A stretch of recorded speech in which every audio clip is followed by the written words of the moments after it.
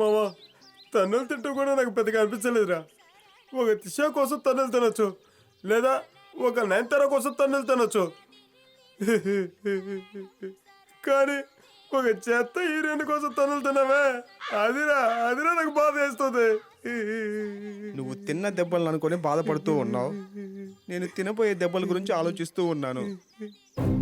పక్కింటి అబ్బాయి నేను, వాడు 10 ఓట్లు దొరికిందంటే ఈ ఊరిసి పెట్టి వెళ్ళిపోతాను నేను. ఒక ఆఫీసర్ నేను, నాకే కడుపు తిప్పించాడంటే వాడికి డిపాజిట్ దొరకదు, దొరికినా నీ వదలను. పట్ట పగలే ఆడపిల్లని ఎత్తుకుపోయిన ఈ ఎదవలకి ఓటని అడిగేదానికి వచ్చారంటే చెప్పు తీసుకొని కొట్టాలి ఎదవల్ని. రేయ్ వాడు ఓటు కోసం ఊళ్ళోకి రానే, అప్పుడు చూడరా వాడికే. వాడు మొహాన్ని పాల్గొడతాను రా. గింజని కలిపి కొట్టేస్తాను. ఒక్క గొంతును వదలకుండా గొడవలు పెట్టుకున్నాడే. ఎవర్రా బోనా? ఏ బోనమ్మా? జింజరు మ్యాటర్ అంతా చెప్పాళ్లే. ఈ సెల్ ఫోన్ టవర్లో వచ్చిన సమస్య పోలీసుల దగ్గర నిన్ను ఇరికించింది. ఈ రోజు ప్రచారం చేసేటప్పుడు నిన్ను తరిమి కొట్టింది. ఇదిగో పట్టుకో. అన్ని విషయాల్లో గంతేసే నువ్వు. ఈ అమ్మాయి విషయాల్లో ఎందుకురా నువ్వు వెనకడుగేస్తున్నావు? ఊరికే ఉండుమా. ఒరే అరవిందో, ఒరే ఎక్కడికి వెళ్తున్నావురా? అమ్మా, ఇప్పుడు నీ మనవడికి కావాల్సింది కాల్ కట్టు.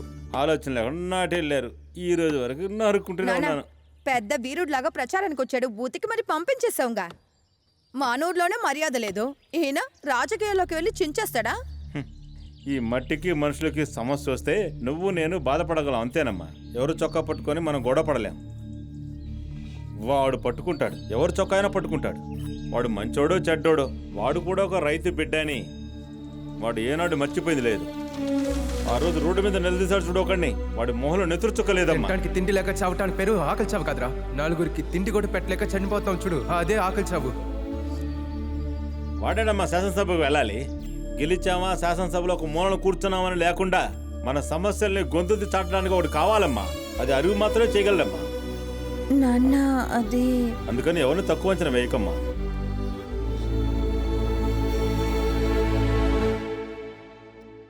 అద్భుతం మ్యాగజైన్ లో వేశారు చూసారా?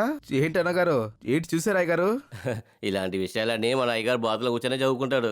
అడ్డమైన చెత్త రాస్తారు, అక్కడెక్కడికి పారేయాలి కదా. అయ్యగారు పైనుంచి ఫోను. నమస్కారం లీడర్ గారు. ఆయన ఫోన్ చేశాడు. ఏంటయ్యా మీ ఏరియాలో ఒక చిన్నపిల్లగాడిని నిలబెట్టారు, చిన్నపిల్లాడి చేతిలో ఓడిపోకూడదా? లీడర్ గారు, వాడొక పనికిరాని సన్నాసి, వాడంతా వాడికి శత్రువులే. నేను కళ్ళు మూసుకుని గెలుస్తాను లీడర్ గారు. ఒక చిన్నపిల్లగాడి చేతిలో చిన్నపిల్లగాడి గెలవాలి.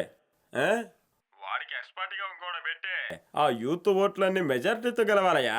లీడర్ గారు, ఇప్పటికే 300 పనులు పూర్తయ్యాయి. అది వదిలేవయ్యా, వచ్చే రాజ్యసభ ఎన్నికల్లో సీట్ నీకే. మరి మన నియోజకవర్గానికి మన కాకా గంగాధరం కొడుకు ఐటీ చదివాడు కదా, వాడినే నిలబెట్టాను. ఏమన్నారు? వాడిని గెలిపించి తీసుకురా, అప్పుడే రాజ్యసభ సీట్ నీకు. అయ్యా అయ్యా,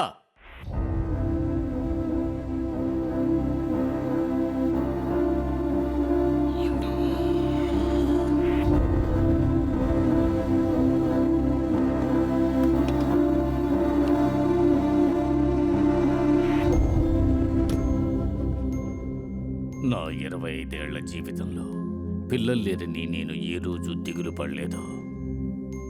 కానీ ఈరోజు దిగులుగా ఉంది. రైతు బిడ్డంట, నాన్నకెందుకు అర్థం కావట్లేదు. వాడు 1వ నెంబర్ పోరం బొక్కు. ఏమే అర్థం కావట్లేదు. వాళ్ళ నాన్న దగ్గరే వాడు మాట్లాడు. ఏ పిల్ల చెట్టులతో మాట్లాడుతుంది, పిచ్చిదాయి ఉంటుందేమో. ఊరుకోమ్మా, వింటుందేమో. ఊరే చూస్తుండగా ఒక అమ్మాయిని ఎత్తుకు వెళ్ళిన వాడు ఎలా అసలు మంచివాడు అయ్యుంటాడు? ఉంటాడమ్మా. హా? ఒక నటిని తీసుకెళ్ళినంత మాత్రాన ఊళ్ళో వాళ్ళు తప్పుగా అనుకోవచ్చు, ఎందుకంటే వాళ్ళకి అర్థమైంది అంతే. కానీ నువ్వు చదువుకున్న దానివి, వాళ్ళకి నీకు తేడా లేదా? జరిగిందేంటో ఆ పొలాలకే తెలుస్తుంది. నన్నేం చేయకండి ప్లీజ్, మీకు దండ పెడతాను. దయచేసి నువ్వు మమ్మల్ని ఏం చేయకో. తెల్లగా ఉండి పళ్ళు చిప్పించుకుంటూ మా భూముల్ని అమ్మటానికి నువ్వెవరుతువే? మీరు ఏం చెప్తున్నారు నాకు అర్థం కాదు. అర్థం కాదే, అర్థం కాదు. బియ్యం ఏ చెట్టుకు కాస్తుంది అనేది తెలియని మీకు ఇదంతా అర్థం కాదు. మిమ్మల్ని చూస్తున్నావు, నవ్వుతున్నావు, చప్పట్లు కడుతున్నావు. అంతకు మించి మా దగ్గర నుంచి ఏం ఎదురు చూస్తున్నారే? ఈ కేల్ కెమికల్ ఫ్యాక్టరీ, మీథేన్, కరెంట్ అందరికీ ఇచ్చేసి ఇది మాత్రమే మేము ఉంచుకుంది. అది కూడా అమ్మేయటానికి మీరు సిటీ నుంచి వచ్చేస్తారా? నువ్వు అరిసి అరిసి అమ్మావే అది ఎలా ఉండే భూమి తెలుసా? అందులోంచి ఎన్ని మూటలు బియ్యం వచ్చాయో తెలుసా? నాకెలా సార్ తెలుస్తుంది? ఒక నటిగా నాకు ఎన్నో సమస్యలున్నాయి. అవన్నీ తెలుసా అని నేను మిమ్మల్ని అడిగాను. ఏయ్ బాగా అడిగావే. నాకు 1000 సమస్యలు ఉన్నట్టుగా నీకు కూడా 1000 సమస్యలు ఉన్నాయి కదా. కానీ ఏ రోజైనా నా సమస్య కోసం మీ ఇంట్లోకి వచ్చానా నేను? లేదు కదా. అడ్వర్టైజ్మెంట్ బిజినెస్ వంకాయని చెప్పుకుంటూ మా ఇంట్లోకి ఎందుకనే వస్తున్నారు? సార్ మీ పొలాలు అమ్మటానికి నాకు నటించడానికి డబ్బు ఇస్తున్నారు, అందుకే మేము వస్తున్నాం అంతే సార్. తాగే టీ నుంచి బాత్రూమ్ కడిగే యాసిడ్ వరకు మీరు ఇంట్లోకి వచ్చి అమ్ముతున్నారు కదా. మేమేమన్నా అడిగామా? లేదు కదా. కన్న బిడ్డకి పోలియో డ్రాప్స్ వేయాలన్నా మనకు నచ్చిన హీరో లేదంటే హీరోయిన్ చెప్తేనే అందరూ వింటారు. కానీ కేవలం డబ్బు కోసం మాత్రమే నమ్మకాన్ని ఎందుకే అమ్ముతున్నారు? మీ మాట విని మా ఊరు పెద్ద ఆయన మహాలింగం గారు హెచ్చం పన్ని తీసి పారేసి ఇము కూడా నమ్ముతున్నారు. అదంతా నీకు తెలుసా?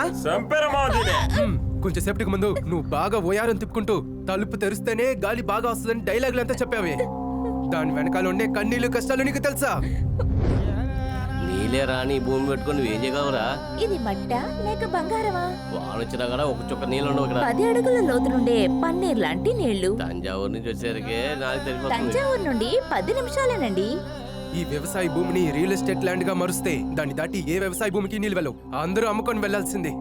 మీరు చేసే ఈ పనుల వల్లనే అందరూ వాళ్ళ భూమిని అమ్మేసుకుంటున్నారు. అడ్వర్టైజ్మెంట్ అన్నారు. దీని వెనక ఇన్ని కష్టాలుంటాయని నాకు తెలీదు. నన్ను క్షమించండి ప్లీజ్. చూడు మావా, దీని కళ్ళలోంచి ఒక్క చుక్క నీళ్ళు వస్తుందని చూడు. రేయ్ పెట్టుకొని నటిస్తున్నారు. ఉన్నదంతా సీరియల్లోనే పెట్టి ఖాళీ చేశారు. ఏ వదిలేరా ఓ వెళ్ళి పోలీసులు కంప్లైంట్ ఇవ్వు. అన్ని మీడియాల దగ్గరే చెప్పు. మీకంతా ఇది ఫ్రీగా వచ్చే పబ్లిసిటీయే కదా. వెళ్ళు. ఏ రండ్రా. మావా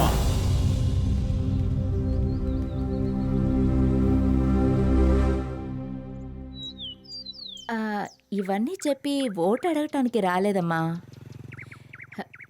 నిన్నే అడగాలని వచ్చాం. అవునమ్మా, నా మనవడిని కొట్టిన రోజే నీ పిలక కోసేసేదాన్ని. నా మనవడే ఆపేశాడు. ఎందుకంటే నీ మీద అంత ప్రేమ ఆడికి. కోడలి పిల్ల, నా నమ్మకాన్ని వమ్ము చేయకు.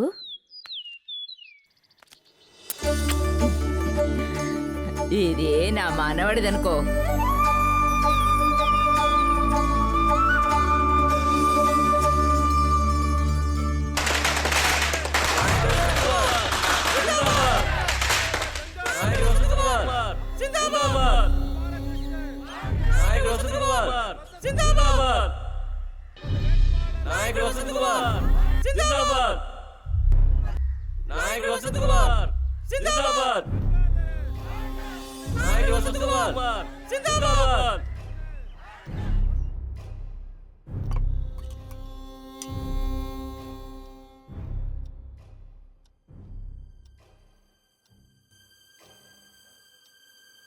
అయ్యా నమస్తే గారు.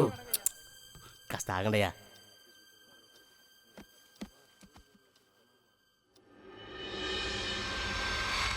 అరే రావయ్యా రావయ్యా రావయ్యా. అరే ఏంటయ్యా ఇదంతా? కొత్త రాజకీయ నాయకుడివి. అరే లే కూర్చో కూర్చో. అన్న నమస్తే అన్న. ఇది మీకు దొరకాల్సిన సీటు. ఇప్పుడు చెప్పండి, మీకు తమ్ముడు సీటు వద్దంటే ఇప్పుడే నేను రాసి ఇచ్చేస్తాను. చచ్చే అదేం వద్దు. నాకు సీటు రాలేదన్న బాధ ఉంటూనే ఉంటుందయ్యా. దానికి నువ్వేం చేస్తావు? ఆ అరివికి ఎదురుగా ఒక యువకుడికే సీటు ఇవ్వాలని హైకమాండ్ నిర్ణయించింది. ఈ టైంలో నువ్వు వెళ్ళి నా కొడుకు సీటు వద్దు అన్నావు అనుకో, ఇంకో యువకుడికో లేకపోతే వంకాయ గాడికో సీట్ ఇస్తాను అని అంటారు వాళ్ళు. దానికి బదులు నా కళ్ళెదుట పెరిగిన కుర్రాడు, వీడికి సీట్ ఇస్తే సంతోషమే. ఇది చాలా అయ్యగారు. అంకుల్ తప్పుగా అనుకోకండి. నాన్నగారు తెలుసో తెలియకో మీ మనసుని బాధ పెట్టుండొచ్చు. కానీ నేను అలా ఉండను. నేను మీకు సపోర్టివ్గా ఉంటాను. ఏంటి బాబు పెద్ద మాటలు మాట్లాడుతున్నావు? లేదు అంకుల్, ఎలా కాదన్నా అతను మీ జాతికి సంబంధించినడు, మీకు సొంతవాడు కూడా. అది మనసులో పెట్టుకొని మీరు తనకి సపోర్ట్ చేయకండి. ఏయ్, చూసావా? కూర్చోవయ్యా. యువ రక్తం, చదువుకున్నవాడివి కదా. ఇలా చూడు, ఎప్పుడైతే హైకమాండ్ నిన్ను నిలబెట్టిందో అప్పుడే లుంగి ఎగ్గట్టి పనిలో దిగినవాడిని నేను. నువ్వు చెప్పిన జాతి బంధువుల్ని నేను చూశాను. ఎలాగో తెలుసా? అరివి నా జాతివాడు, నా బంధువు, నేను గీసిన గీత దాటాడు అని వాణ్ణి రప్పించి ప్రచారం ఏర్పాట్లు అవి పెద్దగా చెయ్యకుండా ఎలాగూ నా పార్టీ గెలుస్తుంది, దానికి తగినట్టుగా పనులు చేయండి అని చెప్పి నీకు బత్తాసు పలుకుదామని చూస్తే నువ్వు అడిగావు చూడు ఒక ప్రశ్న. తప్పుగా అనుకోకండి అంకుల్, మనసులో అనిపించింది అడిగాను. ఏయ్, నేను చెప్పానని చెప్పి ఆ అరవిగాని తీసుకురండి. ఈ ఎలక్షన్స్ అయిపోయాక ఎక్కడికైనా బయటికి వెళ్దామా? సరే బైక్ లేకు, మామయ్య వెంటనే రమ్మన్నారు. ఓకే. ఏ మామా? హే, రూలింగ్ పార్టీ యొక్క జిల్లాని రమ్మన్నారా. నీకాయన జిల్లా, నాకాయన మామయ్యరా. ఓహో ఓహో, అర్థమైంది బావా. ఒక నిర్ణయానికి వచ్చేసారు. దెబ్బలు తట్టుకోలేక టీం మార్చేశారు. ఆ పార్టీకి మారుతున్నాం, వాళ్ళ మామిడి కొనేస్తున్నాం. అరే వీడెవరా అడుక్కునేవాడు? ఇదిగో పెట్టుకో, అంతేసేపు. ఎమ్మెల్యే సీటు మనకు సర్వసాధారణం. నేనే చెప్పాను కదా మీకు రాజయోగం అని. అందుకే హైకమాండ్ సీటు మీకే ఇద్దామని అనుకుంటున్నారు. నేనేం చెప్పాను? నేను పిలిచిన 5 నిమిషాల్లో వాడు ఇక్కడికి వచ్చి నిలబడతాడన్నానుగా. వాడే అరివు. అల్లుడు కూర్చో అల్లుడు. ఎవరయ్యా అల్లుడు? నేనా? ఈ జాతి బంధాలన్నిటినీ ఈ ఇంట్లోనే ఉంచుకోవాలి. అల్లుడు బావ అనే బంధాల్ని నా దగ్గర సాగవు. మీరు రూలింగ్ పార్టీ ఒక ఎంపీ, నేను ఆపోజిట్ పార్టీ ఎమ్మెల్యే. నా కులమా లేదా పార్టీ అని అడిగితే నేను పార్టీ అనే చెప్తాను. నా నాన్న ఈ పార్టీలో ఉండే అతను, కానీ నేను ఈ పార్టీలోనే పుట్టాను. నా దగ్గర బంధాల పేరు చెప్పి పని కానిద్దాం అనుకున్నావా? ఏయ్, ఎవరితో ఏం మాట్లాడుతున్నావు? యో, ఇంతసేపు నేను గెలుస్తానా ఓడిపోతానా అని ఆలోచనతో ఉన్నాను. కానీ ఎప్పుడైతే మీరందరూ నన్ను పిలిచి నన్ను మారుద్దాం అనుకున్నారో అప్పుడే నా గెలుపు కన్ఫర్మ్ అయింది. ఏయ్, ఎవరో తెలిసి మాట్లాడుతున్నావా? హే, మీ అందరికీ ఒకటి చెప్తున్నాను, డబ్బుకో కుళ్ళానికో అమ్ముడిపోయే మనిషి నేను కాదు. సరైన మగాడైతే ఎలక్షన్స్ లో చూసుకుందాం. అత్త వెళ్ళరానా? అమ్మ మిమ్మల్ని అడిగాదని చెప్పమన్నారు. 40 ఏళ్లుగా వీళ్ళ నాన్న చెయ్యని రాజకీయాన్ని వీడు 4 రోజుల్లో చేస్తాడట. నిన్నటి వరకు మావయ్య మావయ్య అంటూ నా చుట్టూ తిరిగి నా దగ్గరే సవాల్ చేసి వెళుతున్నాడు చూడు. ఇప్పుడు చూస్తాను. ఈ పోటీ నీకు వాడికి కాదు, నాకు వాడికి. నమస్తే, ఖచ్చితంగా నమస్తే. మనమే గెలుస్తున్నాం.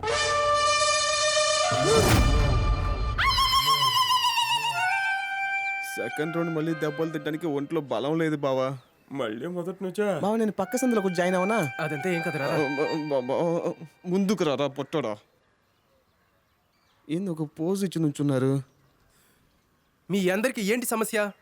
వస్తుంది వస్తుంది వస్తుంది. Go back. చూడరా, ఎలా సంతోషపడుతున్నారు? మావా, నీ గెలుపు కారేంటి మావా? చక్కని అమ్మాయి. ఆ అమ్మోరు తోడుంటుంది, అయినారు తోడుంటాడు, అందరు నీకు తోడుంటారు. ఈ ఊళ్ళో వాళ్ళు కూడా తోడుంటారు. బాగా గెలుస్తావు బాబు. అయ్యో ఇదా? కింద పడేసి పైన కాడింది నువ్వే కదా. చూడ మాకేళ్ళు ఆడదు, అది చిన్నపిల్లకి ఎగిరిగిరి ఆడింది మీద. మేము కొట్టింది తప్పే. ఎలక్షన్ రూట్ మారి వెళ్తుంది. దానికి ఫలితంగా మా అందరి ఓట్లు మీకేనండి.